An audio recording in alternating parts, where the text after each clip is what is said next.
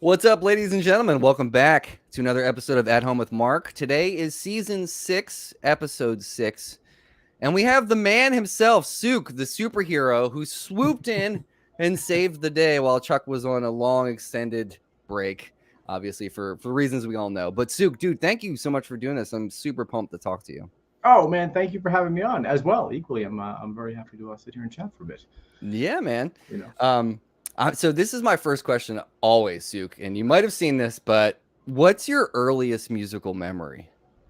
my earliest musical memory. Yeah. That's a good one. Um, I mean, there's musical ones where I was just like exposed to listening to songs that maybe kind of like affected me or something. But the real magic moment, the memory that really was the founding one for me when I was about 12, and I had just started listening to Van Halen one, the first album, and it dawned on me that people could play. It was like a realization I had that anyone could play music. At the time I was a Right. kid, I was into football, and I thought you only went into the NFL. Those are the only people who played football, right? I mean, maybe for fun or something, but like there was no NFL of music. Like I realized that anybody can try to play music. It's not like an official league. You had to, and that was like one of my first memories of hearing. I mean, it was Eddie Van Halen just blew me up, anyways. But I mean, before that, it was probably just certain songs when I was a kid that I had. But that epiphany when I was 12, that was a big turning point in my life. Of I can play music. Like that's what I want to do. Like Were you already playing guitar at that point, or is it no, just no, I think I just started or was just about to start. I had like a 6 month window of begging my mom for a guitar, waiting till Christmas kind of wrapped around, listening to Van Halen. But no, I always felt like I was a late starter. Yeah, I was 12 when I started playing. okay? It's interesting, man, because everybody, I guess, generally, generationally speaking, like it changes from person to person, but like Van Halen is always like the main thing that people drop on this show. And it's funny, man, because I'm a child. I was born in '79, so like I was too young. So I kind of like I came into guitar with Pearl Jam, you Right. know, and that stuff. So it's like it's so interesting that I mean, like it makes sense. Like I obviously at some point I listened to Van Halen, but it didn't hit me as hard as like the grunge stuff. And I don't know if it's like a Right. generation thing or It what. must Like have been an exposure thing because I completely took for granted how much guitar stuff was in the 80s pop song world. Like every single song on the radio, Tears for Fears, whatever, ripping guitar solos, Don Henley solo. I mean, everyone had just like very prominent guitar solos. And it just never dawned on me until like even like when the 90s hit, like when the guitar solos weren't a focus point as much. The guitar was peaking in the 80s of popularity. I'd probably say like that point. So it's probably definitely an accessibility thing for age thing. Oh, I'm sure that has to these kids now with their Tim Hensons and all these things, coming out. So. right. Dude, what is your favorite probably under the radar 80s? Like if we can talk about like Mike Landau or all those studio cats. Like what is one of your favorite solos from that period of time? In the 80s stuff, you mean? Yeah. Yeah. You mean that wasn't Van Halen? Yeah, that Or wasn't Van Halen. I mean, for me, it was. I mean, when that period, like, it's amazing to look back what guitar players were coming out in this period from like 82 to 86. Because I was big on Van Halen, Randy Rhoads, the two Ozzy albums with Randy Rhoads, just Diary of a Madman blew me away. Like that album, I loved all that stuff. I mean, it was Rush. I mean, I loved the hair metal stuff too. I actually just heard when I was driving up to Syracuse over the weekend, and I heard a Rat tune on the radio. And I was like, yeah, Rat, man, I love these guys. They had great. Warren DeMartini was such a good guitar player, man. There was so many good guitar players. It was insane, as it is kind of now, right? I mean, there's prodigies like everywhere now. It's kind of gross and amazing, but it's horrifying to see like these 12-year-olds just schooling people. Yeah. Um, but yeah, I mean, there was so many good '80s stuff though. Geez, I don't know. I didn't Not get to it. put you on the spot. No, no, no, no. It's funny because it wasn't like till like my uncle sat me down with his Milk Crate of albums and like he's like, "Hey, do you know who Jeff Beck is?" And I was like, "No, I don't know that. I hear that. Do you know who Dwayne Allman was? No, he played slide. You know what that is?" And I was like, "I'm not really sure. No." So he like kind of sat me down and James Gang. He gave me this early James Gang album. And Joe Walsh, man, I was like, these guys were just and that's when I kind of turned back toward the classic rock turn with that stuff and all those great guitar players. Again, there's just so many good players out Everybody's got a cool uncle, man. I wish I would have had. there. I wish I would have had that. That sounds amazing. So you got exposed to some pretty heavy stuff then early on. If you're Yeah, listening, well, and again, growing up, like I was saying earlier, like that one week, it was like this guy Eric Johnson was on the cover of Guitar World. Who's he? Oh, Cliffs of Dover. Listen to this. Oh my gosh, you redefined guitar again. Hey, this guy Ingve, who? What's his name? What? He came out. Oh my God, listen to that. Like Stevie Ray Vaughan, like and luckily I saw Stevie Ray Vaughan a ton when I was in high school, right? Like he was on rotation, like him, Rush, Clapton, Santana. They would come through the Boston area where I lived once or twice a year at least. So it was like these were just like standards. Rush, all these bands, these crazy musicianships and stuff. And I was kind of just took it for granted. That's what people did. Then you look back and you're like, man, there was some heavyweight guitar playing really going on that I just didn't quite see how heavy it was because I just kind of stepped up into it as a 12-year-old. So do you feel like you at the time, like let's just take Rush as an example because that's a perfect like segue into jam band world or improvisational prog rock stuff. Do you feel like at that time when you were listening to that, were you drawn to that because of like this almost like through composed, intricate, high level of musicianship? Like, do you feel like that's why you were drawn to that stuff? Yeah, and it was accessible, right? Like it just sounded really freaking cool and juiced me. Like it was so cool, original. Like it didn't sound like any other band I had heard. The compositions, the way Alex Lifeson played and his tones, like what he added to that band is incredible. All three of them, of course. They're such a unique thing. And it was funny, for years I didn't realize how well I could play in seven because of Rush. Right. So every song in Rush is dun dun dun dun dun dun dun. So much of the rhythms in so many ways, they do so much with that same rhythm. And I didn't know it for years, right? I didn't really understand. I knew their stuff was kind of hard.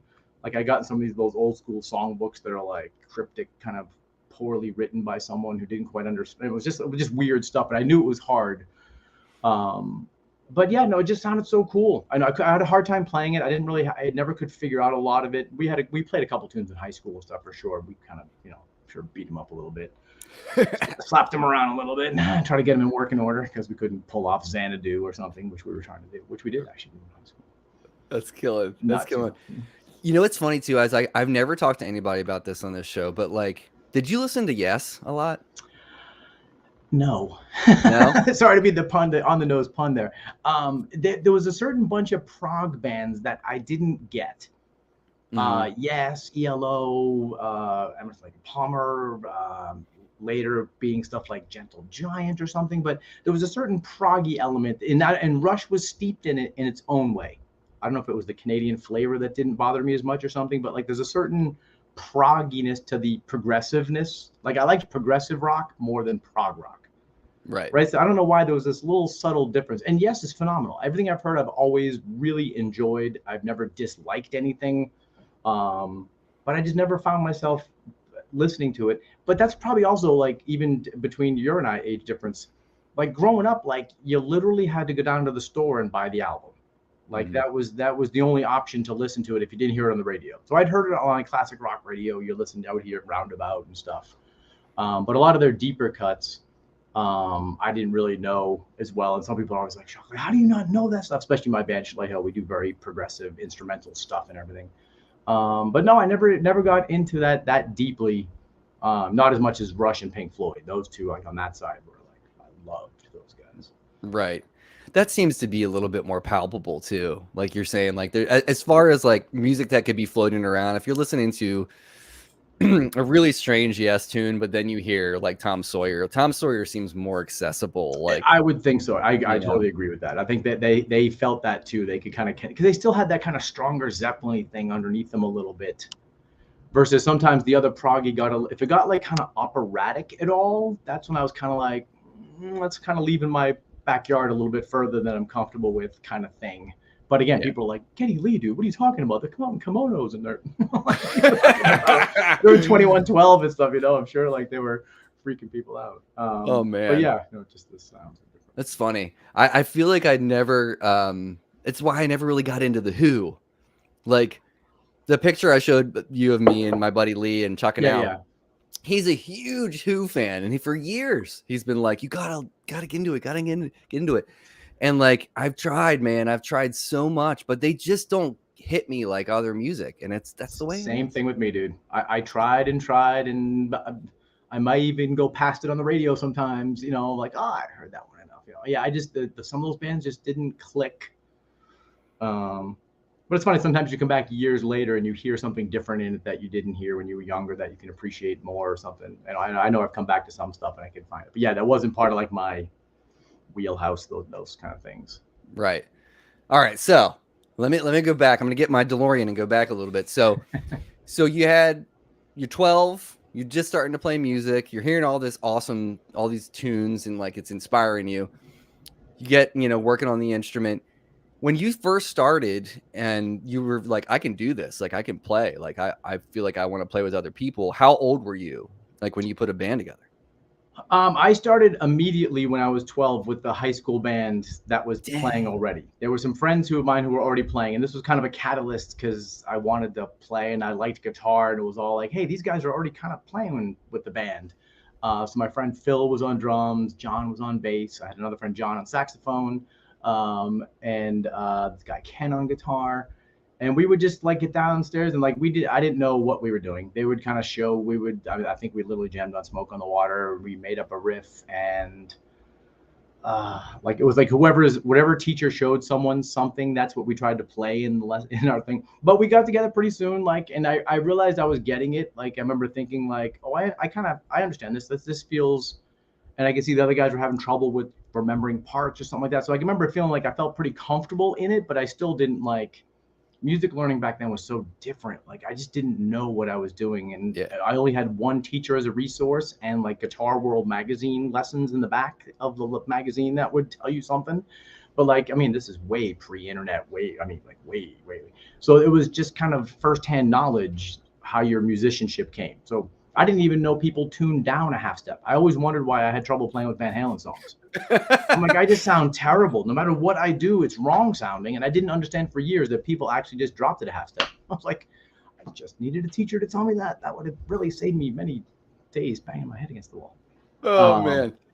but no, I started played a talent show in seventh grade, and just from there was pretty much always in some kind of band. Then into college, and then from there. And actually, that's actually kind of weird. I never thought about it like that. I've actually been in a band Well, since yeah. I mean, it seems like you had a very 1986. yeah, but it seems like you had a very clear idea of what you wanted to do. Like that's where like that passion and the art and all that stuff kind of like collides into a career, and you don't even expect Didn't it even to. realize it. No, it's funny you say that Yeah. because I knew like when I was finishing high school, I only wanted to go to one school for college, which was Berkeley. I wanted to go to music school that wasn't on the West Coast. And I just was like, as long as I can make a living with a guitar in my hands, however I need to do that, be it playing, teaching, recording, whatever people do, as that would be an amazing way to make a life. And I remember my friend like back in high school was like, man, you have it so easy because you know what you want to do. And now you just have to make a game plan for how to make it. He's like, I don't know what I want to do. Do I want to, sell medical supplies, or do I want to work? Like I don't know what to do. So I never like thought about that. How early I just had like, yep, that's what I want to do, and it just kind of went down that road, and still going to the end of that road. Yeah, so I'm here now. That's So crazy. yeah, Man. Yeah, I mean, there's a lot of people that envy that, it's true, like cuz it's hard to kind of understand. And even if you do know what you want to do, like people saying you got it easy, like, dude, no. I mean, I oh I my may God, know I no, want to do yeah. this, but you got to pay the Well, bills, you I know? mean, part of that was the ignorance too. Like I was like, I knew I wasn't in this for the money at all. I was like, if I can just make a decent enough living to survive and have equipment that works in a house and food, and I think I would be okay. And there's definitely struggles being a musician in the world, and that's been always an issue. Anyways, but yeah, no, I've had many students over the years really be like, man, I really envy the fact that you were able to hold on to that and still just keep going. It's Yeah. scary. It's scary when you have a nice secure paycheck coming all the time or something. But you can kind of get used to that after a while. Yeah, and then there's so many people kind of downplay how important guitar and education, music education is, but like I feel like people need to embrace that too. I mean, like sometimes you got a side hustle too, man. When you're Oh off yeah. the Oh, road. absolutely. Oh, absolutely. I mean, the education part, I over the years, I've really embraced and really love and appreciate how much it helped me as a musician, even. And then just the idea, people learning music is so important. It taps into a part of your brain that nothing else does. There's a certain spatial awareness and an understanding of stuff that's not verbal or visual or it is all the in between parts. Now I think it's such an important thing, just music education in general, for people to be exposed to instruments.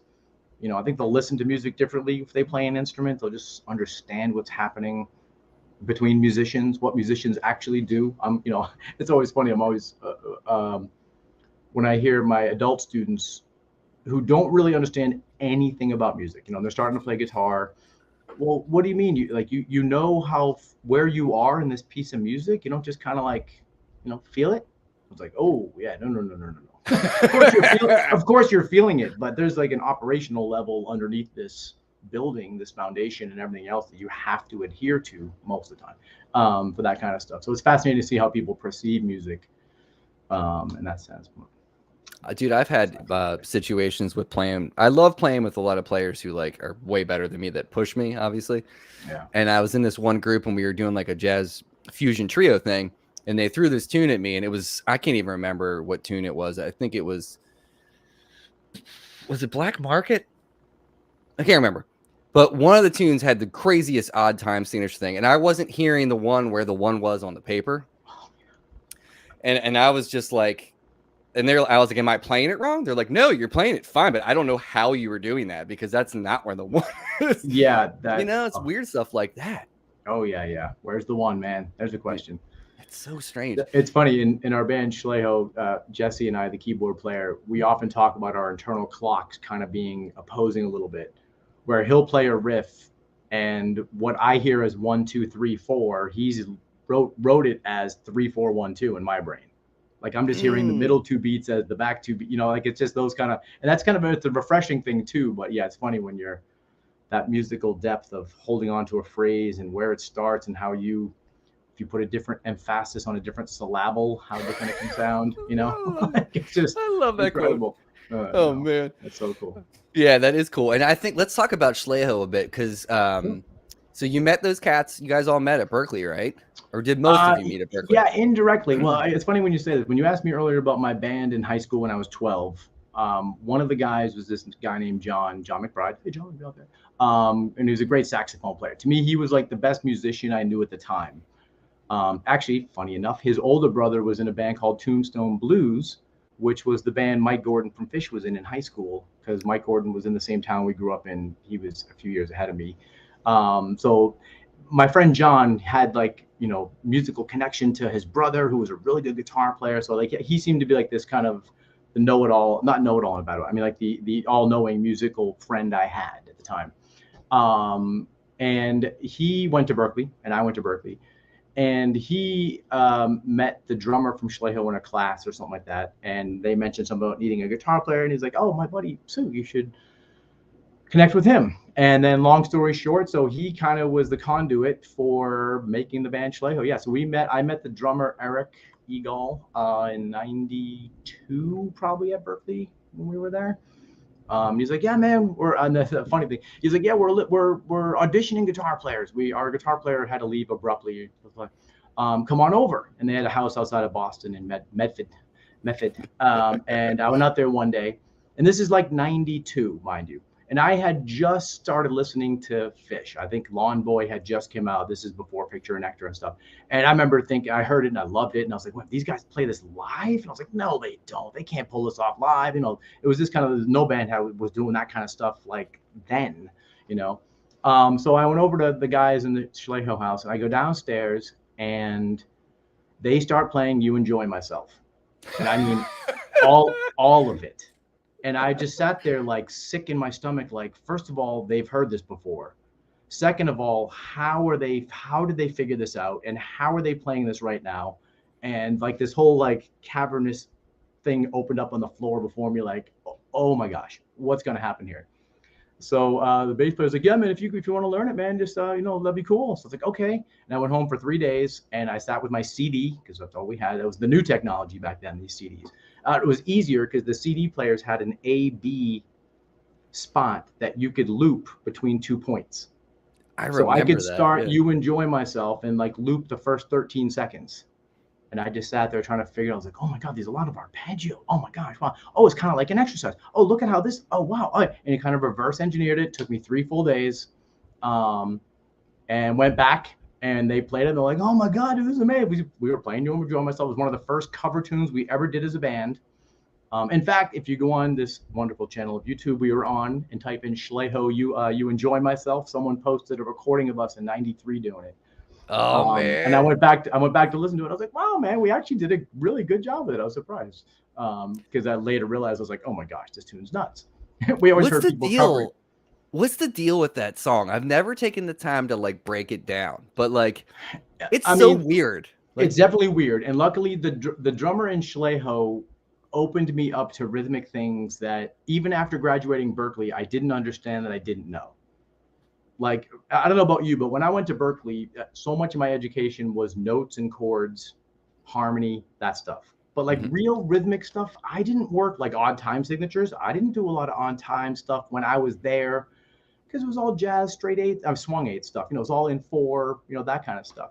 So he got me really dialed into all the rhythmic stuff like that. So he was really good at figuring out. I think he transcribed, wrote down like the whole, charted all the parts out for like the sections of it for what he was doing. Oh, this is the part where I'm doing this thing at four, and then you guys are gonna do threes on top of that as we do this on top of that. And but no, it's a lot of arpeggios. I mean, it's all like the Yeah. first thing is just this B flat major arpeggio that has like a 6-note pattern that he kind of does, and then it's just kind of walks through the keys. It almost looks like I think it was like him writing stuff in college, kind of thesis style. Like it's purposely mapped out. And that's what I loved about that early stuff. I was like, this is like it's like Zappa, but not. But it's composed, but there's the really amazing live elements to it. Like I love that about that early part when I first heard those guys. But yeah, but it was crazy figuring that out. I couldn't believe I did it. Yeah, It was dude. so unlike anything I had played before. I had not played that kind of. I was listening again. Stevie Ray Vaughan and Hendrix were my wheelhouse. Right. Maybe Rush, but not those kind of solos and all that intricate stuff. But yeah, that "You Enjoy Myself" was a piece that I had. Was weird. It's like it was a little bit of classical, a little bit of jazz, a little bit of just like kind of. But it was kind of textbook. You can kind of see where it was going once it started, going down the cycle of the fourths and stuff, kind of the way it moved through things. Yeah. But yeah, there's a cool recording of it up there if you want. I'm gonna go check that out for sure, dude. That's awesome. Did you guys? I'm like, I'm 85% sure that my band opened up for Schleho. I think you guys were coming through Salisbury University. This would have been. This probably would have been like early 2000s, 2001, 2000, maybe even. Were you guys doing? You were doing college circuit stuff then, right? Oh, tons. Yeah. Yeah, So yeah. we were playing full. Up until probably like 2003, we started doing less stuff and it kind of whittled around. Things were moving around and stuff. But yeah, no, the college thing, college bars, campuses. Like, was it an on-college thing, like an on-campus thing? It was on campus at this place that was kind of like the pub on campus. Like, Okay. obviously, it was like they were hardcore Sure. about you got to be 21 to get in here, kind of thing. Right. But yeah, and I'm pretty sure we did an opening set for you guys. What was your band's name at the time? Tribe of Ben. You wouldn't remember, but I'm Sometimes pretty sure weird things, man. Sometimes you're like, dude, that was the band that had this, and like we just have like sometimes you remember those weird things of yeah, but for sure. It's very possible we did. It's very possible we were still touring and playing a bunch at that point. So because I remember the reason I'm pretty sure it was you guys is because I was playing some Fish stuff, just like getting my tone right. And the bass player jumped up and started playing with me. And then the rest of my band didn't know the tune, but we just like played for like a couple minutes. He's like, right on, man. And I was like, see ya. Oh, that's funny. But yeah, you guys were so nice. But I remember that vividly because at that time I was I'm 43 now. But at the time I was probably 21, right on the dot. So I was still cutting teeth, man. Oh yeah, right. That's amazing how young you are. 21. You think you know the world, and you're like, oh my gosh, man. No. And there's some 43 thing, isn't there, with Schleho? Yeah, Schleho. All you Schleho fans, 43. Yeah, that was a big thing in our band, and it started with the 4/3 polyrhythm. That's what, again, going back to Eric and our bass player Drew. And then we had this morphed into a song called 43 that uses a lot of this. It's one of our favorite group improv kind of rhythmic elements that we dabble in through in a bunch of stuff. But and then over the years, fans are always just sending us and telling us random 43 stories that are just like hilarious. Um, even the diehards, and I'm not into like numerology or anything like that, but it's just funny how often those things pop up. One of my friends years ago was on the road with us, and he was just hemming and hawing about the whole stupid 43 thing like that. And we went in to get something, and I forgot what he needed some change. How much change you got in your pocket? And he pulls it out, 43 cents. It's like, he was like, oh, shut up, dude. It's just cool. You look for the number anywhere, you'll find it. I'm like, I know, but it's fine. That's so great. But you guys are, I mean, things are still happening with that band, right? So tell people about what's going on with that band. Absolutely. Well, it's funny. Right before 2022, the Schlejo guys, we're now hitting our 30th year. We've been together since '93. The other three guys have been together since high school, so they're even like 3 years past that with the three of them.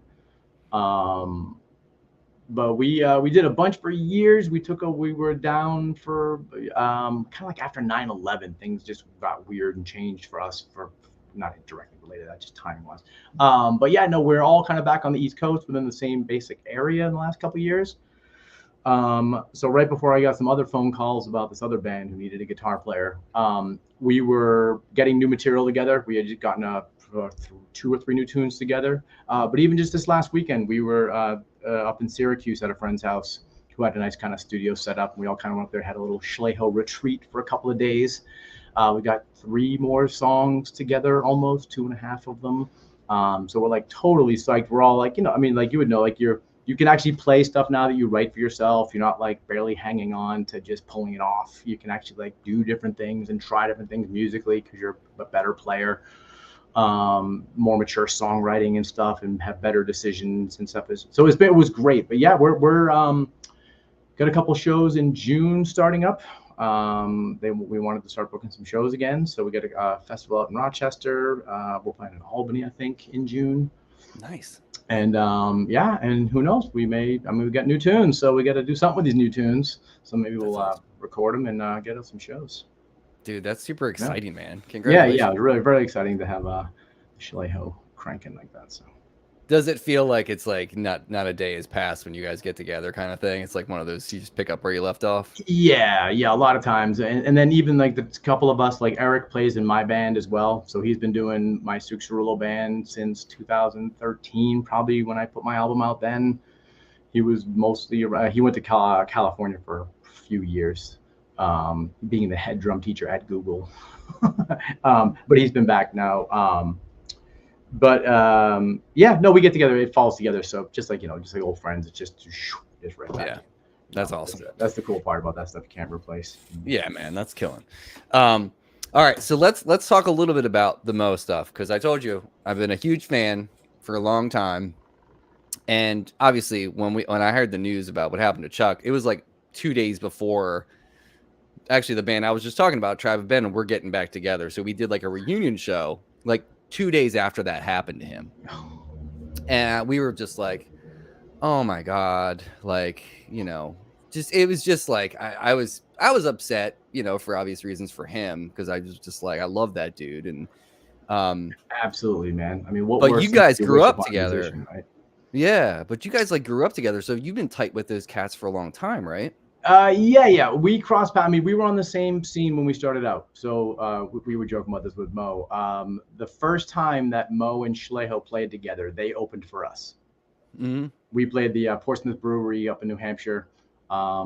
They played for us in the Bartender, and then we went on and played for them in the Bartender. Not a soul walked in all night, not a single soul. They were like, there was a handful of bands at the time: Peter Prince and Moonboot Lover, Ominous Sea Pods, and some other bands. And the Mo was the first band that we had heard. Like, I didn't even realize when we started touring, we started playing shows, I didn't realize people could play bars and venues, small venues, enough to kind of make a living.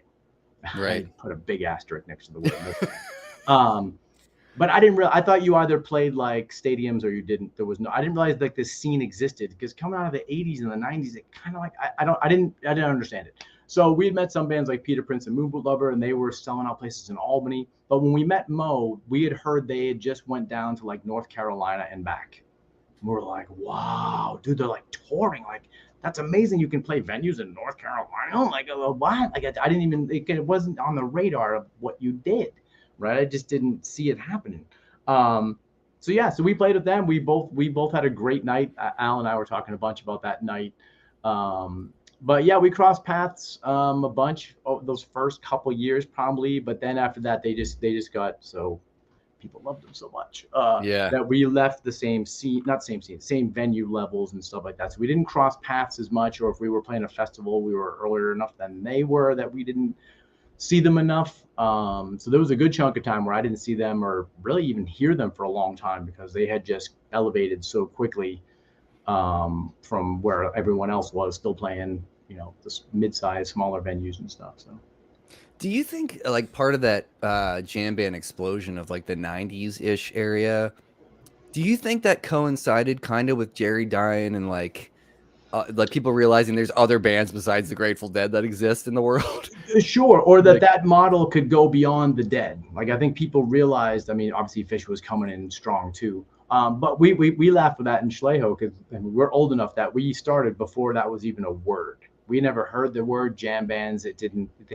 And one day we got a call. I think it might have been from Dean Budnick, who was a very cool writer and stuff, and a lot of stuff in the jam bands. And he did he write the book? The jam bands, the Farmer's Almanac, I think was coming out. You know what I the Farmer's remember Almanac? that. And it was a book of Yeah. like bands you should see that were in this jam band thing. And it was probably around this thing with Jerry. Like, so when it was kind of like reintroducing it, we're bringing Fish into it. And they wanted to include us in it. And we're like, what's it called? Like, what is it? Farmer's, what is it for? It's for jam bands. We're like, what's that? Right. And then this guy, Dean Budnick, who is very active in the scene like that. And he had come out with a book, and then there was jambands.com, and we're like, it's a thing. It's like all of a sudden we're like, it's a genre. Like, what is jam bands? And it was everybody like retroactively got pulled in. Like the Allman Brothers were all of a sudden the jam band. It was like Santana was, they were in the Farmers Almanac. Like these guys were on for like 35 years. How are they in the jam band scene now? Like, so it was kind of cool. It was just really interesting to watch it all assemble. But the thing about it that I loved it because we felt like we didn't belong in that scene. We weren't a Dead sounding band really, even though we covered Fish, we didn't sound like that. So we were like, we got kind of pulled into it with like other bands too. There was like Lake Trout was pulled into it. They were kind of like an R&B soul band, and like Hosemobile was like a heavier band. So the cool thing is I loved about it is it was so accepting. And it was almost like being a Zappa fan. Like every style of music is represented in it, right? So it's like jam band had such a nice big umbrella, and people were so open to music. That's what I thought was the most fascinating part. Is people just loved live interaction music. Like I was like, this is freaking great, man.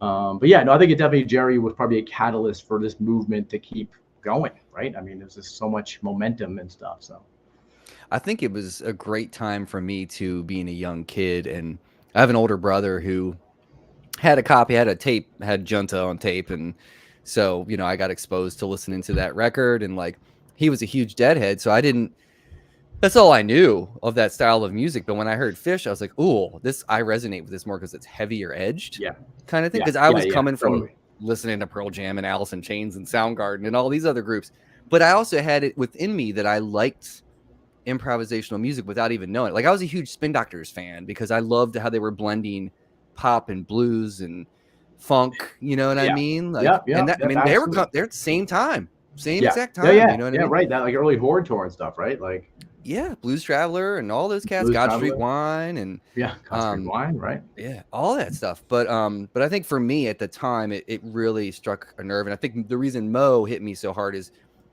the opposite, like the same thing for Fish. Like they were harder edged. There was big guitar, Yeah, big guitar. Whereas like right. Fish, you don't think of Fish as like a big guitar band. Big guitar sound. No, totally No, not at all. Right. no. And I think that resonated with me, knowing that I love Mike McCready and Stone Gossard. That kind of worked for me. Yeah. But like when this happened with Chuck, and I'm gathering, since they know you so well, I'm gathering they had a very short list of people they could even imagine could fill in until Chuck could come back. Um, how did this happen? I'm Yeah, so basically how like, did it happen? Well, I mean, I'd heard the news in whatever that was, early November. I heard that he suffered a stroke. A good friend of mine, Marcy, who I've known for since day one, and she's a huge Mo fan. I think we immediately was just like, I was like, oh my gosh, I can't believe I tore Chuck. Like, how what torturous thing could one musician? How bad that could that be for a musician just to wake up and have that, like, hence his first word of like, um, yeah. so I can only imagine. I just felt awful about that. But no, I was at actually I was teaching at New York City Guitar School, where I had been teaching for years, and I got a call. I see Jim Laughlin called me, and I was in a band separate with Jim for years and stuff. So we're always just kind of whatever. He's like, "Hey man, you around to play at the play a show at the Cap in December, like 3 weeks away?" I was like, "Let me check my schedule."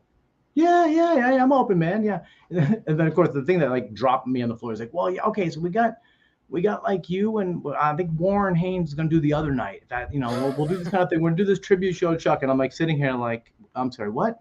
Okay, that sounds great, man. Awesome, dude. Like, oh yes. I couldn't believe they were asking me to do this. And it was such a mixed bag, right? I mean, what a incredible honor and gift of a gig to get to play the Capitol Theater, but like under these circumstances. So Yeah. so Bittersweet. so Jim just said, "Can you do it?" And I was like, "Yeah." And he's like, "Well, probably just be a couple songs. We have other people coming up and stuff like that." And I was like, "Yeah, dude, totally. Just let me know like what the tunes are." And so that point he told me a couple, 3 or 4 of them. He's like, "Why don't you start listening to these songs? These might be good ones to do." It's like, okay. And it was like New Hope for New Year was the very first one he suggested. And I heard it. I was like, whoa, this tune is freaking wild, man. It was like big and heavy and serious. I was like, whoa. So that was the first thing I started learning. So then a couple more, and then it trickled into, well, we're gonna maybe we'll do 6. And I kept asking Jim because I'm like kind of obsessive about like I really want to know what I'm playing before I get on stage, just so I can sound my best. I don't want to be up there just getting through it. I want to like do well on it. So then finally I was like, is there a set list or anything like that? And he's like, yeah, there's like 2 days beforehand. Yeah, there's these, like, I think it was 8 or 10 songs. And there was a couple more. I was like, okay, I'm just going to learn them all. Like I'm learning every single one so I can be ready in case they ask me or something. So we went to the first night when Warren played and Shannon Lynch and a whole bunch of people. It was a great night. I think it was who was on the Biscuits? Anyways, it was a great night the first night. So then played the second night, and that night at the Capitol was just magic. I was really nervous about doing it. It was crazy. I was like, the Capitol, like, this is one of my favorite venues ever. Like, I can't believe I'm actually gonna be on stage playing these tunes. And I was really sweating about. I mean, these are Mo fans. They know the music, right? This is not just a common like background thing. The fans know like notes by note what the band is doing. Yeah. But that night was just magical. It just played itself. Like everything just happened the right way. Everything was on. Like, when your sound is good where you are and you can hear everything and it felt comfortable. The band was super cool. We got there for sound check and they're like, okay, let's just start running through tunes. They had run through tunes with Reed, Jen Hour beforehand. And we just went through each tune. They're like, okay, you seem pretty good. And I was like, yeah, I think so. All right, man. So we did it. We played that night. It was an incredible night.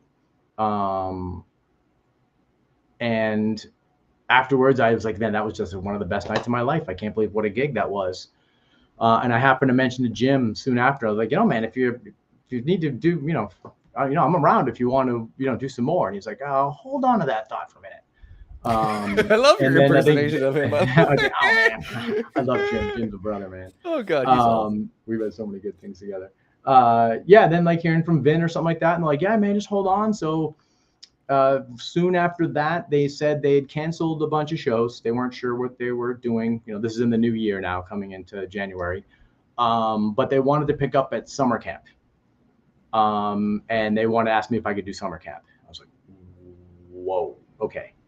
And then the real sinking reality of, yeah, we play like 3 days, we do 6 or something sets, and there's no repeating songs. I was like, how many tunes is that? Probably is. Jim's like, probably about 48 or something like that. I was like, oh, okay. Do you have the names of those songs? He's like, oh, not quite. Here's what you could probably start with. So like for the first month or something, he gave me like the top like 10 tunes that are like their staples, But these are like, Buster, Bubula, Rebubula, like these yeah. are some whoppers, right? So I just started chipping away at those, and that was the start of it. So summer camp was the big aim. I had like basically 4 months, and I was like, okay, this is enough time, but it was hard to sit there and look at it 4 months away, know it's coming down the calendar, like learning songs and Yeah. learning songs, and it seems so far away. And then it's like, oh my gosh, it's not far away anymore. Like, Yeah, man. it was tough, man. It was all Mo. The only way now, because the tricky thing is, I didn't by ear recognize a lot of the material. When we first played with them, they had just released Head Seed. Mhm. So Brent Black and St. Augustine, I forever stuck when I played that. They played that first gig. I remember those two tunes. I was like, wow, these are really freaking awesome songs. And those just stuck in my head. Some off of No Doy and stuff. When we last were crossing paths with them was when they just probably had done No Doy, and Chris Mazer was playing drums and stuff. So I knew some of the tracks up to then, but past that, I really didn't know much of the catalog by ear at all. So my first thing was like, I have to make a playlist of all these recordings and just start. And I literally only listened to Mo from January till May. Like I didn't have the brain space to put on like a Tool album or, so I just didn't have because it has to be in here for me to play it right. If I can't just like read a chart off the floor and kind of, oh yeah, I know, like I have to hear it automatically going in my head for it to work, which takes a while for me. So for that many songs, I was telling someone, I made the playlist. So I finally got like the song lists. Well, not necessarily the set list, but they all kind of contribute. Like, okay, I think these are all the songs we're gonna do. And of course, I had worked on like 15 that weren't on that list. I was like, oh, awesome. So I was like, that's good. I was like in a flow though. I had a whole routine down. And I made a Spotify playlist out of them that ended up being like for the summer camp stuff. That was, I think, 4.5 hours of music. I was like, oh my gosh. So I started going into it. And finally, a friend was like, I don't know if it was Jim or my friend Marcy. They're like, why don't you get into Nugs and get the live shows? I was like, oh man, that's a great idea. So I got into, they gave me access, the Mo people gave me access to Nugs to get in and listen to it. And I recreated the same playlist on Nugs of all the most recent recordings of these songs. So I was like, at least I can hear what the band has been doing like a year and a half ago. This is obviously part of post-Rob, pre-COVID, like it was just a weird spot for everybody, of course. Now the playlist is like 8.5 hours long. And I was like, oh my Lord. And of course, songs, as all you Mo fans know, their studio recordings over years just morphed. Like Mexico, like I didn't realize had so many other amended parts to it for the longest time until we started playing it. And I was like, wait a minute, there's these melodies at the beginning, and then there's these melodies that you and Chuck do when you pass off your solos, and none of that was on the recording that so it was amazing to track like the different tiers of their songs, right? Like the studio versions, the along versions, extended versions, and then of The course evolution of a song. evolution of it. And then, of course, Mo's magic is, which I didn't realize till we were playing so much, is how much they go in and out of songs. Right? I mean, start with this one. We're gonna leave this song, go do something improv, and end up in this part of that song. And I remember that alone being like, oh my gosh, it's another layer of stuff. Like this isn't just song, but we're now going to take this part of this song, go into that part of that song. Then of course there's the sandwiches. Then we'll get 3 songs later. We'll go back to the end of Rebubula and finish this. And when that crack hits, we're starting the Buster thing or something. It was just like, wow, it was such a energizing, like it was so juicing doing all that. But yeah, it was a ton of songs. It ended up being, I think, 55 originals we ended up playing that we worked through, which again for Mo, they were like, yeah, it's about a third of the catalog. That's crazy, dude. They have so many tunes. Well, yeah, I mean, when I saw that you were doing the gig and everything, and I knew who you were from the Schleho stuff, I was like, oh, Schleho, I know Schleho. But I was like, man, that is a big undertaking to like learn all those tunes in such a short period of time. And like, I'm sure that, you felt like, because the Mo fans can be kind of harsh about stuff too. Oh yeah, no, I know. They know their stuff, man. And again, like Al would joke, he's like, you can play this one note in this one part of the song, and they'll know where you're gonna go with it. Like fans they're on everything, and they're very, like they love it so much. That's why I think they're so into it, like that. Mm-hmm. But the other part, like learning the melodies, the guitar melodies. So often I'd find myself here like leaning with my face on the left speaker just to try to hear what Chuck's part was, because he's often playing the harmony underneath some of the melodies.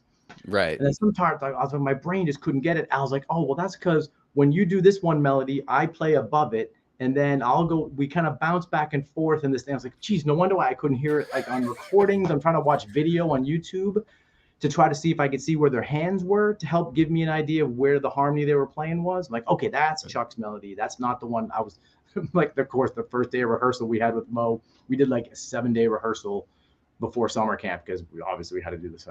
And I start playing something at Alex over. He's like, that's my part. I was like, I knew that. I was like, put on the other one. Had my note paper there, like scrapping it all out. Like, oh shoot, I learned the wrong one. I know, but they were so awesome about it and so easy to. They made it so easy to go through all those tunes together.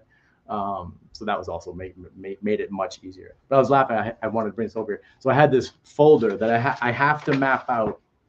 Every single song gets mapped out. So I have 55 sheets of paper that had chords, riffs, rhythms, things that I just need to know.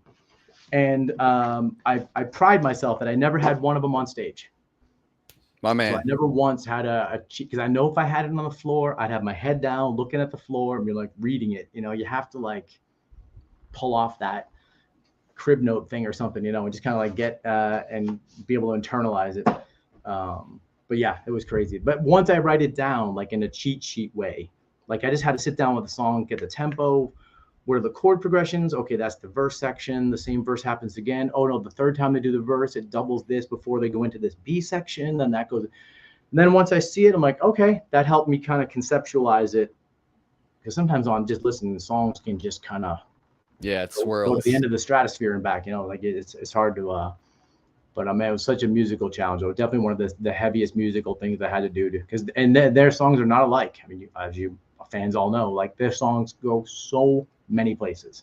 It was so much fun, and I enjoyed every single one. Right, so you figure in some bands you play, there's some songs you're like, okay, you know. But it was like, man, every time I was like, this is awesome. This is awesome. Oh, I love doing this. I can't wait for this one. Like, every song had an exciting moment in it, a cool interaction. I loved how much improv we did. Man, it was so much improv, group improvisation, which is one of my favorite things to do. And like we do that all the time in Schleichau, so it was very comfortable. And again, these guys make it so easy to play with. That you sound good, they sound good. It's like it's very comforting playing with the band. So it seems like that. And when I had Jim on here, I was talking about that. Like, as a guitarist, I can imagine standing on that stage with that group of people. You feel so protected by your bandmates in that moment, like because I feel like everybody's got their back. Everybody's got each other's back in that way. At least that's how it seems. From watching. Oh, it's absolutely. It's funny. Like you're on stage. It doesn't seem like I'd see some of the pictures later, like what Preston does up front with the light show and stuff. And I was like, that's what we look like. I was like, oh my God, that would have terrified me had I known that. It's such a nice on stage. Like it feels like you're in your living room with them. Like everyone's there. Everyone's good. Everyone's very relaxed and like, yeah, it happens. Well, we'll just do it. You know, there's no pressure. Like, you screwed this up or that was wrong, or like it's so cool how casual it is. And that kind of gives you this confidence of like, well, we will make it work and it'll sound great. Like it's just, they're very, very good about that kind of stuff. So it seems like it's a place that's like, it's okay to fail. It's like a safe environment. And like the idea of living dangerously with music is so exciting that it's like anything could happen right now. Like a shitstorm could happen right now, and like we're all in it together. We're gonna get through it, you know. It was funny at the ADK festival we played, which is an awesome festival up at Lake George.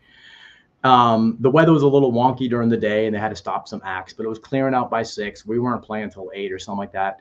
And we get on stage and we're playing, and it's a great crowd. And I'm like seeing like in the lights, I can see some raindrops. I'm like, oh, it's still dripping off the roof. And then it's getting a little more, and then I realized, I'm like, I look down and my guitar the fretboard was dripping with water. And this is like my new custom guitar. I'm looking around like everybody. I'm like, oh my gosh. And I turn around, Al's just like, oh, and we start playing Puebla, and he goes into the solo and he's raging the solo, and the rain is like hitting us, and we're like, go, dude. We're just like, it's like Vikings, you know, like, I had never been so wet. And the crew came out and covered all the pedals up and stuff. And Jim and I were just under this back part of the thing. We were getting soaked. I literally had water running off my pickups, off my strings. Like I was like, my hands were dripping with water. But it all worked out. It was fine. That was part of the thing of like, we're here, we're in it, let's go. I was like, man, this is great. So that kind of camaraderie is really awesome in the band. That's dope. Did you feel any pressure, like tonally speaking, to play a Strat or do anything like that to kind of have the Chuck tone? No. And those guys were actually really cool about me maintaining myself. They're like, we don't want Chuck to. We want you to do. I mean, of course, I had to support the musical role of what's expected of listeners. That was my big pressure of like, I can't just not play the harmony or something that Chuck plays that everybody's expecting to hear. Like I can't just drop those things. But no, tonally, no, I started out with my Godin, that one there, and some other stuff on the ground, and they were really accepting about the different sounds I was trying to just work through, and I changed a lot in the little time I was with the band. But no, and it's funny because I like Strats, but I just don't feel at home. I don't like the long. I like the Gibson scale length, just a little shorter thing. And I just got my custom guitar, and I asked Jim, I was like, "Is it gonna freak people out if I have a headless guitar, like with them? Is that gonna be like too much? Like, do I need to get a Paul Reed Smith or something, or is it like, like the jam band staple of a PRS?" Right. Certified jam band. So true, yeah. But no, they were all so open. That the other thing again, so they're like, do what you feel comfortable, man. Do your thing. Like, I never had anything from the band. But later, as I was going, I did hear like when Chuck would use kind of like an Octavia kind of octave fuzz stuff on McBain and stuff. So I did get a couple extra pedals to try to get some of those sounds to mimic some of that stuff. But no, other than that, no, I didn't have that pressure, and they didn't put any of it on me, which was great. I love being told just kind of do your thing, and that's awesome. I love trying to balance that, trying to keep myself in there and trying to really stand Chuck's side. One of the few and the proud, if anyone else can say that, I'm not sure, but yeah, man. I mean, I actually stood there. Well, I will say this, and I'm sure I'm speaking for a lot of people, but like, thank you for stepping it up and keeping that band going and doing it, because it was awesome. I wouldn't change a thing about it. It was fantastic. And then I was at the New Year's show this year. Okay. I think I told you that. I was like right in front of you and Chuck, pretty close. I usually am lame and I'm like on the rail in front of Chuck every time, but it was so fun to see how good of a time you guys were having during the whole Philly, like Celebrate Philly moment with like the Rocky theme and all that stuff. Like I could see it in your face as you were just like appreciating the levity of what was happening in that moment. Like when you guys were playing 25 or 6-4, I could see it on your face. Like, yeah. That was very special. That was a very, that was definitely a different night, obviously for all the reasons, Philly, with the horn section, we played a lot of covers and stuff. And then we had the stage show was so much fun with the, what do they call the Philly group there that come out? Oh yeah, the dancer, the people. The crazy, the umbrellas and stuff. Just the whole stage production and the screen and stuff. So that part was just so epic, and the venue was just so awesome. And it was crazy standing next to Chuck, and I was just like, I can't believe he's standing here playing right now. Like this is incredible. Like he's come so far. Like it's just amazing. And I'm sure he was feeling it, dude. I mean, he must have been jonesing for a year to get up there. Oh my God, yeah. Yes. Hear my amp and play some notes and hear people and feel it. And that's, the one thing, playing for a Mo crowd, man, is not like playing for regular people either. I mean, you look out and you have everyone are with you. They're just, the energy is just like, boom, filling you up, man. You can play for hours. I wouldn't even be phased, but the energy the fans give back and stuff is incredible.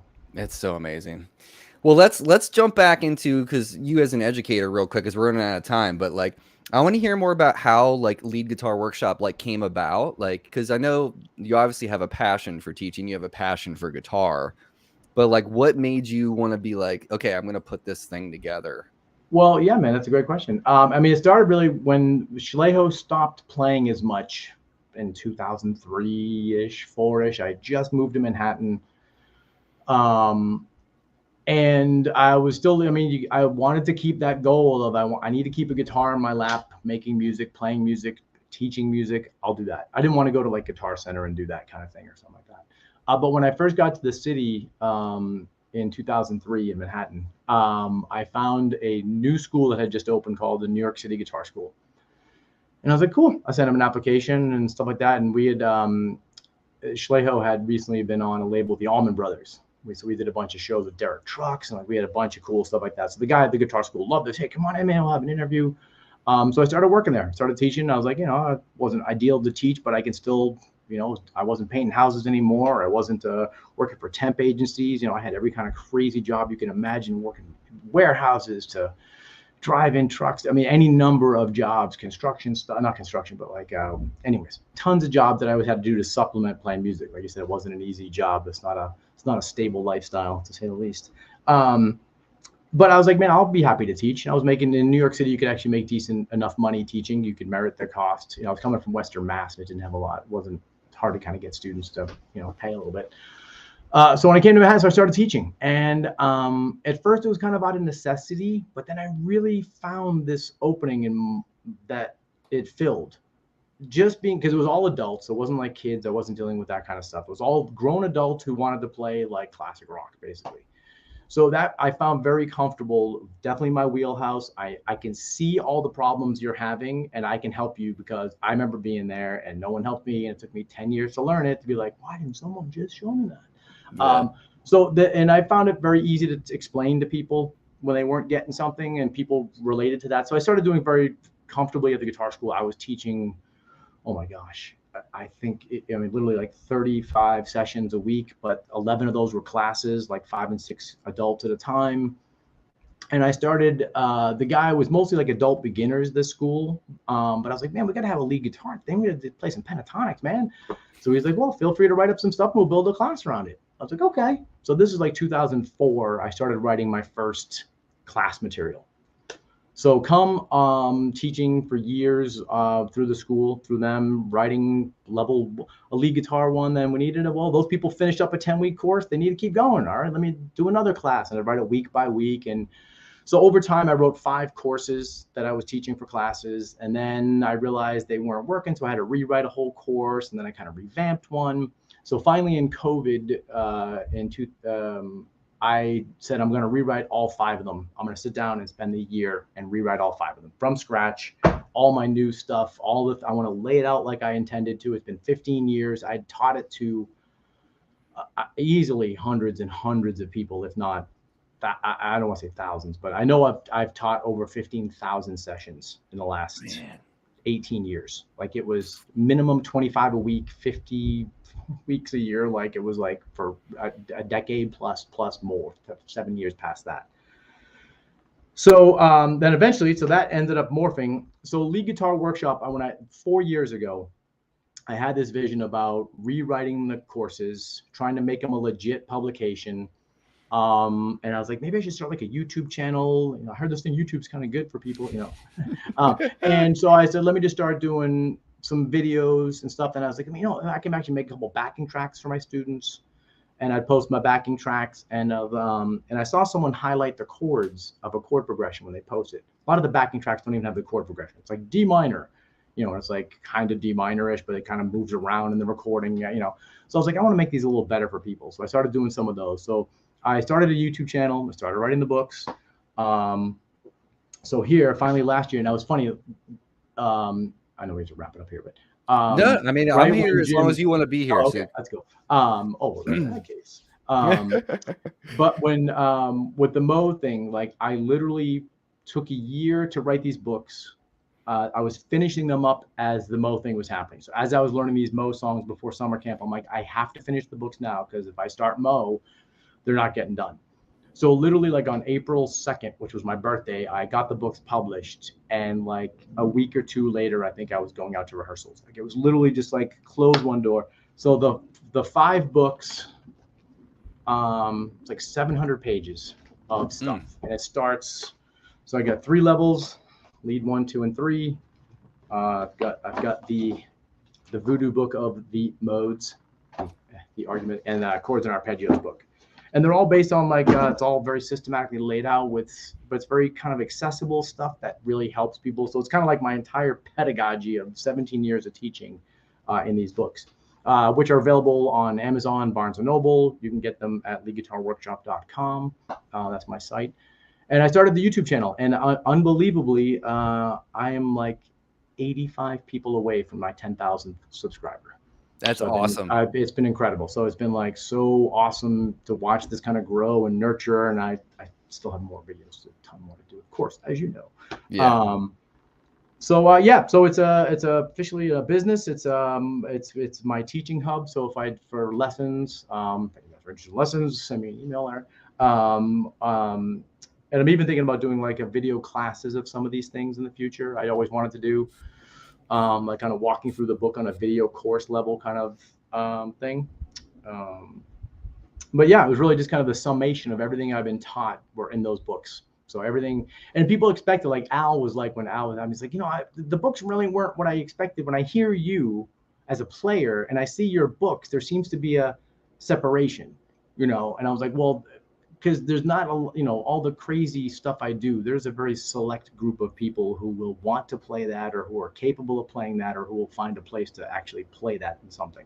Right. Most people I knew just had trouble playing a pentatonic scale properly.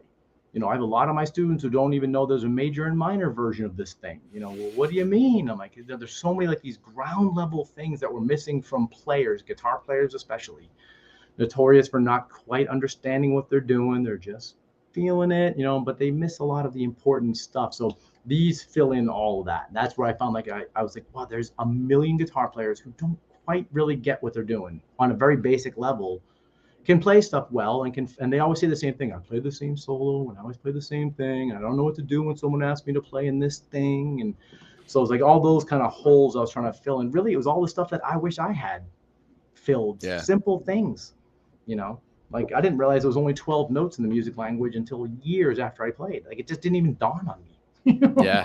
It's only 12 notes, man.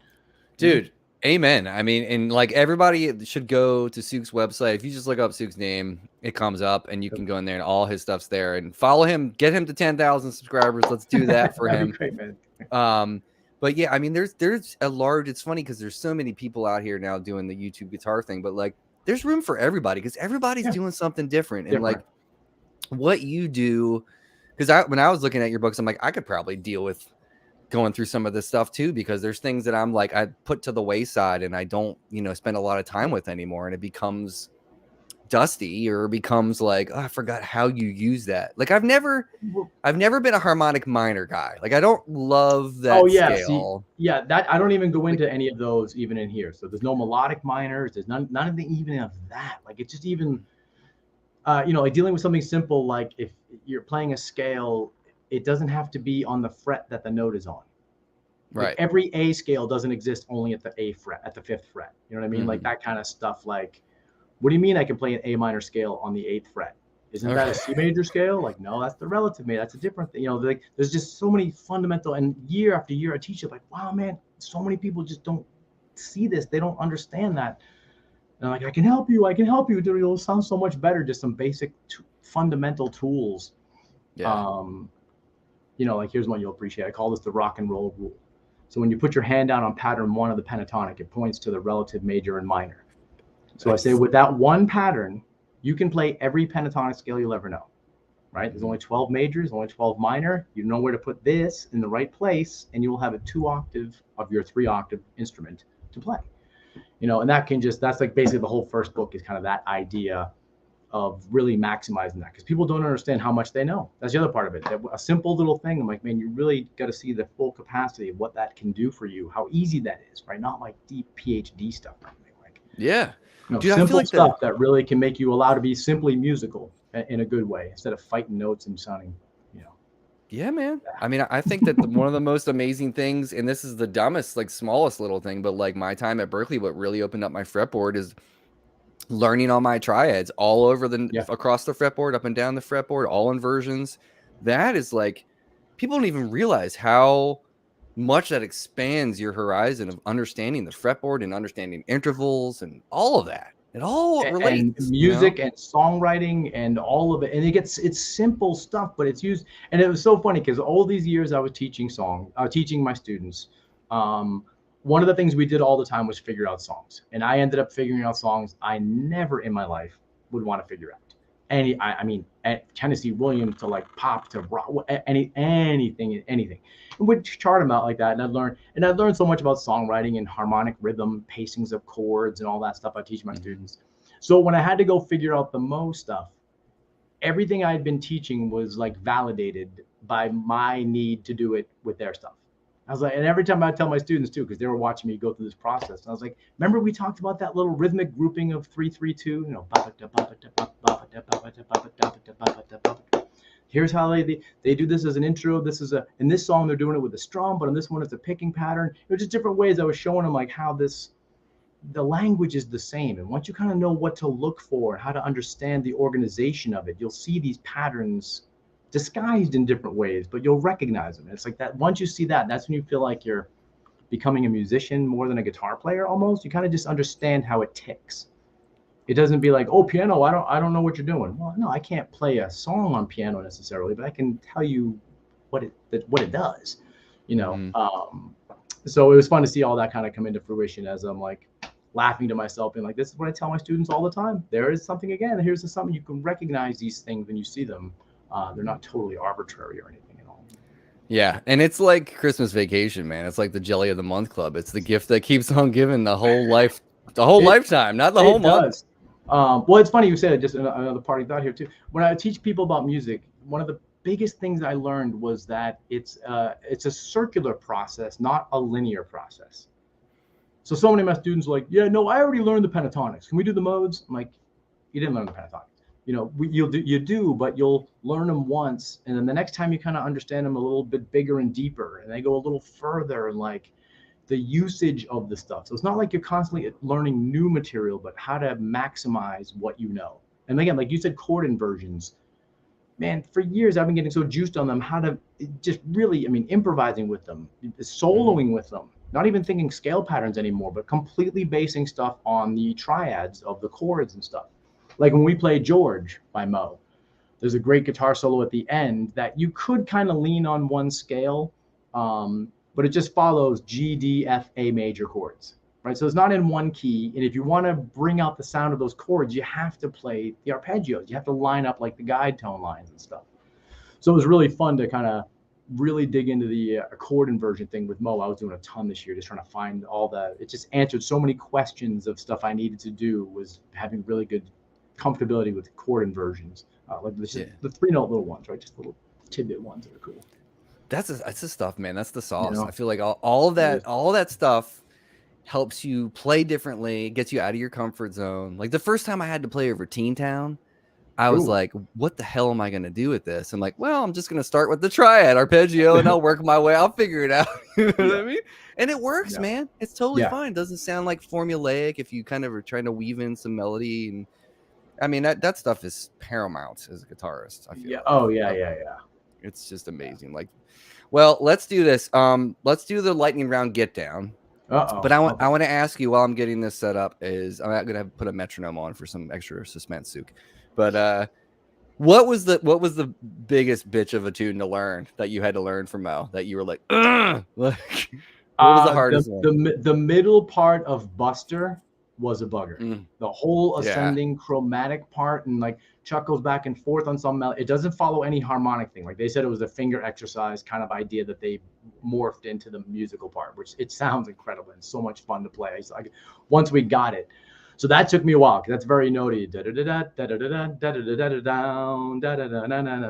all these parts. I wrote out all the notes of that. Just I'm flashing back to like learning the fish tune for Schleho 30 years earlier.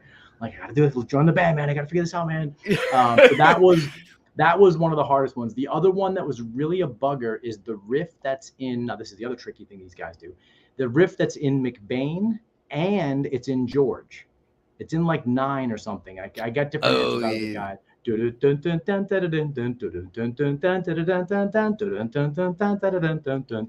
Right? That riff, I fought with that one for so long. Like, where is this? It just was such a, but once I started getting it, but it would drive me nuts because it was in 2 different songs. And I'm like having this, like, didn't I hear this 2 hours ago somewhere else? Like, where am I hearing this? And then Al was like, yeah, we built all these things kind of like modules that we would kind of use in different songs. And I was like, that's amazing. That's so interesting. It's so cool. Dude, my favorite moment in a Mo tune is when Chuck plays that melody in Moth. That whole yes, little yeah. that little piece of music right there is like one of my favorite moments in that So band's history. right. So that song is pretty mellow, easy to play, and that little moment is so specific going into Al's solo. Do you know what that is?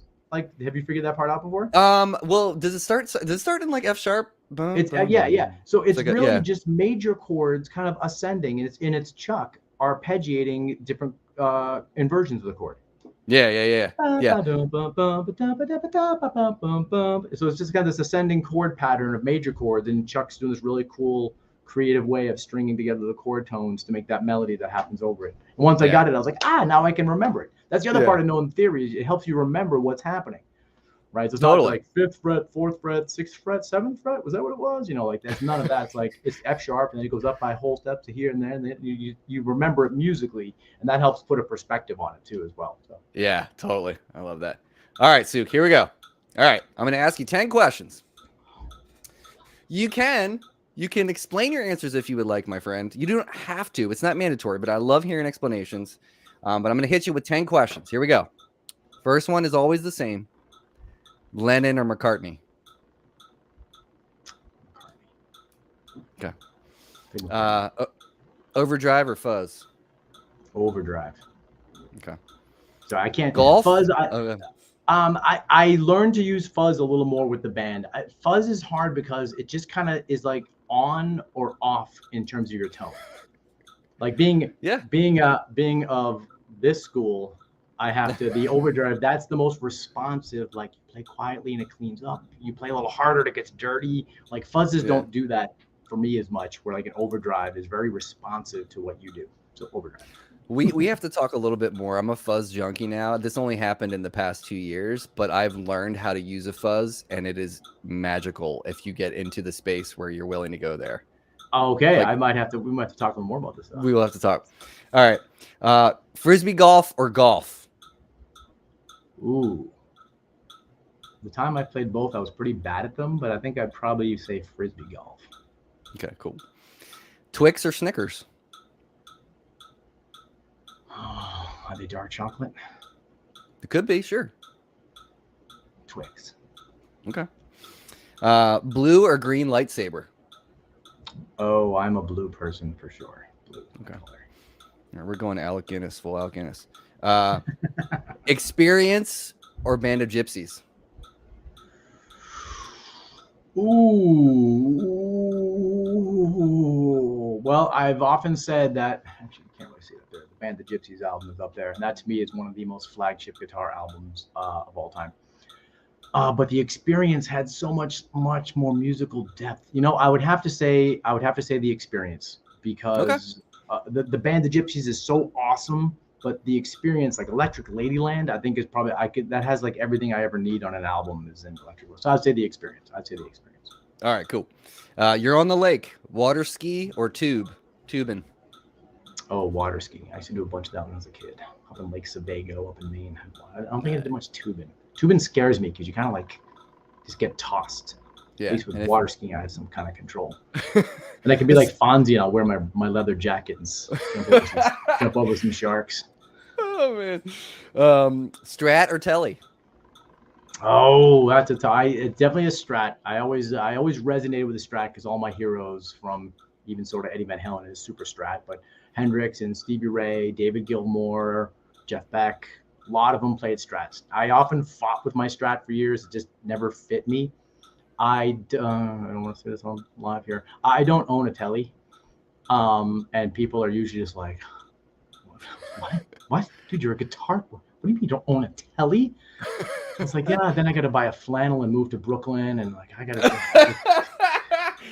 get some facial hair I can't grow anymore, But no, I love Tellys because I do want a Telly. It's like my hit or miss thing. I'd say a Strat if I had to pick, but I definitely at some point, I'd love a Telly for recording and stuff. But Strat. I was surprised when I talked to Chuck after the 9:30 Club show. I was surprised that those pickups in his thin line or single coils in like a humbucker casing. Did you know that? Yeah, because they're like offset. It's that weird, like it's like a Yeah. so it's like a bigger block, but I don't know if it's a P90 style, but yeah, I remember seeing like it's 3 and 3 offset or something. But Yeah, I think he yeah, said that they're Lollers, but I can't remember which pickup. interesting. They are. Yeah, But because the only anyway, with that stuff is the 60 hertz cycle hum single coil stuff. I can't hang with. I have to be humbuckers. Like, but then I'm yeah. like, one of my old teachers back at school said, I never get why people put humbuckers on a Strat. It's like going to Italy for a burrito. He's like, I don't get it. I was Oh, like, that's all right, good. no, I get that. Makes sense. That's a salty comment if I've ever heard one. All right, here's an interesting one, Suke. Would you rather hear your favorite artist sing your least favorite song or play your least favorite song, or hear your least favorite artist play/sing your favorite song? I'd rather hear my favorite artist do a song I don't like, because then at least I can appreciate the artistic ability behind the song I don't like, and I may like the song a little better or something.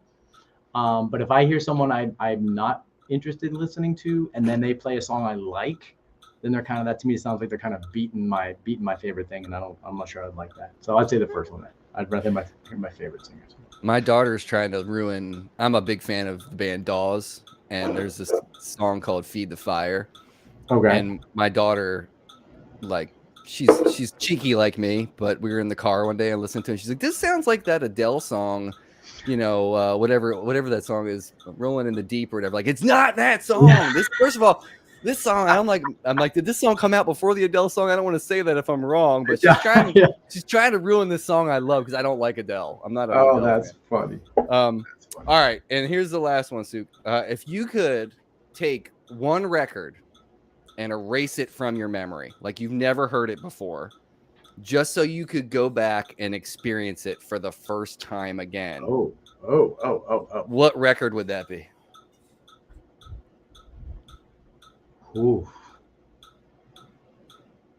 That's a really good question. Actually, oh my gosh, that's a hard one. My first instinct was actually Square Pusher. I don't know What is? Who's that? No, what is that? Oh, Square Pusher is he changed my idea about how humans can interact with non-humans for musical stuff. Square Pusher is amazing. He's on the electronic scene, I guess. He is a maniac musically. Geez, I don't even know where to begin with him. One of his flagship albums is Big Loda. Was one of his is the kind of drum and bass stuff from like the mid 90s. Okay. I'm writing it down. So it's called Big Loda. And that was probably the first one I heard. We were in Cleveland at a coffee shop when this band Birth, and this song, the second song of the album came on, and this guy was like, "Oh, dude, this is Square Pusher. Check this out." And I didn't understand what I was listening to. I just didn't get it. He's a bass player and a drummer. He's ridiculously good on both. And he's a super smart dude who back in like the early 90s started writing computer programs to make drum beats that he could play along bass with.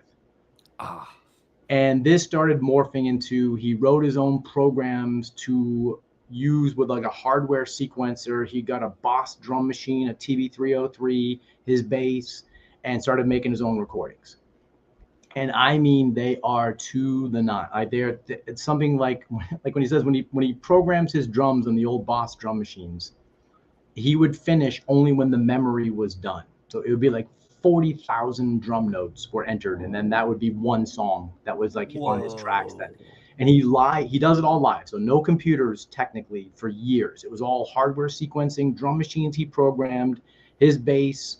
He often had a drum kit on stage he would do live stuff with. And every album he did is just an epic evolution of stuff. It's just incredible. Like really came out of left field for me in terms of one of my top handful of music.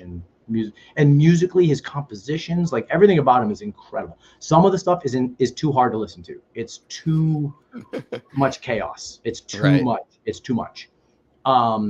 but he is brilliant, dude. I mean, he is on a whole different level. And when I first heard him, I just didn't get it. And I wish I probably could go back and hear him, because some of my early guys I heard and I got it kind of. I heard a Van Halen or a Rush or something like that. But this guy just came out so out of left field. It took me a while to digest what was happening, and then to see the magnitude of what he was doing and he does do. He recently came around. Now, this is one of the best concerts I've seen in years. Was his band Shoba Leader One, and he actually put together musicians to play these crazy recordings live. And it is some of the most sickest musicianship stuff I have ever experienced. They played the Poussin Rouge, Poussin Rouge. I forget the name of the place in the city here. People laughing at me. I just the whole audience. My jaw was just on the. I was like, I can't believe I'm watching humans play this right now. Man. It's just musical. It's incredible. It's dynamic. It's soundtrack. It's just go listen to some of it. And you'll. Okay. Some of the mid '90s stuff, like Hard Normal Daddy, that's one of my favorite albums of his. All right, let me write Hard Normal Daddy. As a musician, it's ear candy galore, and when you think about what he's doing, you'll just really, it's incredible stuff. Okay, I can dig it. So these are long answers to your quick 10 question thing here. No, dude, I love it. I absolutely love it when it happens. You know what that reminds me of? It reminds me of somebody like Lewis Cole. Are you into like Lewis Cole, what he does? No. Ooh, okay. Dude. Yeah, from what you just described, Lewis Cole, who's also a Berklee alum, he's one of the sickest drummers that I've ever seen. Like, his right foot is out of control. Like, I have no clue how this dude plays what he plays with one foot. Like, I don't think he uses a double bass pedal at all. I've never seen a double bass pedal in there, but like, the way that he hits a drum kit, and he plays keys, and he basically plays everything. But you know the band? Have you ever heard of the band Knower? No. They're like another New York band. Okay. So they're kind of in that scene with like Scary Pockets and I don't know how else would be a good. But I mean, like I would probably put Knower, like Tim LaFave played on like a Knower stuff. I think Tim played with them. But like I love Wayne Krantz is another one. Like Chuck and Wayne Krantz are like my favorite guitarists. And you know, like what you were just describing, it reminds me of this one time I saw Wayne when he came through Boston, and I was out of breath after they ended one of their songs. And I was what just happened? Like, and you know what I mean? Like, I feel like I had an emotional breakdown. Oh yeah. I just wasn't breathing. I must not have been breathing. It was so intense, you know? That's such a good feeling. And that wasn't even Keith Carlock and Tim. It was Cliff Allman was playing drums. I don't know who was playing bass. On bass, maybe he used to have him a lot play, but Andy Krantz plays his band. And especially when it was Keith Carlock and LaFay, like those guys. Oh my god, dude! What? Like that. Yeah, that band is out of control. Well, anyway, dude, Suke, thank you so much for making some time, man. Oh man, thank you for having me. Glad to have them. Dude, yeah. Tell everybody where they can find your website, where they can find like all your Insta accounts, all that, like all your social media presence and everything. Sure. So there's on a couple little things here. Most of it, there's a SukeCerulo.com. That's my Instagram, Suke-Cerulo there. LeadGuitarWorkshop.com. That's my website for all the teaching stuff. And there's a YouTube channel for both. So my Suke Cerulo artist channel, it's kind of my humble little YouTube channel I post up at. And the Lead Guitar Workshop on YouTube is the one that's about to hit to 10,000 subscribers. A lot of backing tracks. I get a lot of fans who go through that, and students and stuff who really enjoy that site as well. So, sweet, awesome, buddy. And there's Suke's website. You can find everything through there. Everything on there, absolutely. Yeah, as well. So, but dude, thank you so much. Some people were saying hi, so we'll just go back and just look through here real quick. This is my band. It must be my Trout. Oh yeah, man. My sax player must be in here posting stuff. Nice. And then somebody said, saw Schlejo at Echo Lake Festival in upstate New York many years ago. Was totally blown away. Crazy weather the whole time, but seeing them made it all worth it. See, we're notorious for bringing the bad weather. We used to joke that we would carry the thunderstorms on the bumper of the back of the van. Wherever we go to festivals and shit, the bad weather would just come right along. Oh, thank you guys. I like to listen to Schlejo, man. It happens. All right, so Suke, just hang for a second, but everybody else, take care of yourself. Rock you guys. Thank you. Take care of each other. We'll see you next time.